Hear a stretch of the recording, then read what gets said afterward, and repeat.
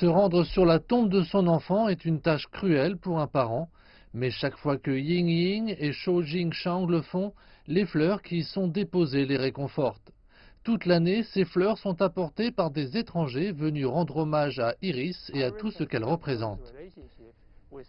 Iris était très proche de moi et de sa mère, oui. Elle a toujours aimé poser des questions avec nous. On pense toujours à elle et oui, de temps en temps, je ressens encore la douleur.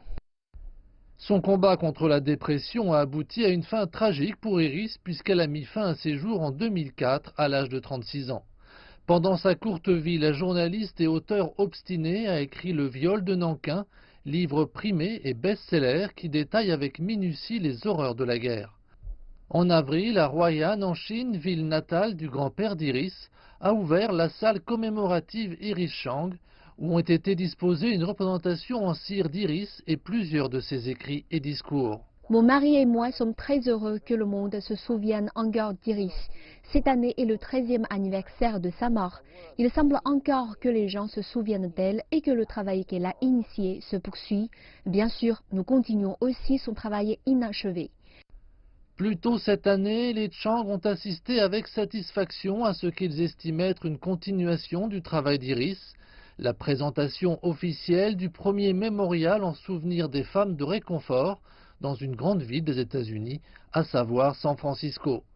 Mais la réaction officielle du Japon n'a pas été du goût des Chang. Le gouvernement japonais a continué à protester. Ils ont lancé une campagne pour qu'au Japon, de nombreuses personnes rédigent des lettres de protestation. Ils ont contraint des jeunes filles et des femmes contre leur volonté, les ont kidnappées pour les placer dans des bordels militaires. Comment pourrait-il nier cet épisode d'histoire? Les hommages adressés à Iris continuent à l'image de ce terrain situé à quelques minutes à pied de la maison de ses parents.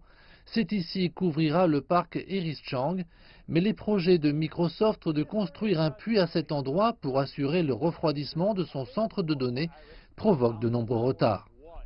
Lorsque cette zone deviendra finalement un parc, elle contiendra une célèbre citation d'Iris sur la détermination individuelle. Une personne ou une idée peut commencer ou terminer une guerre ou subvertir toute une structure du pouvoir. Un message source d'inspiration pour ses parents.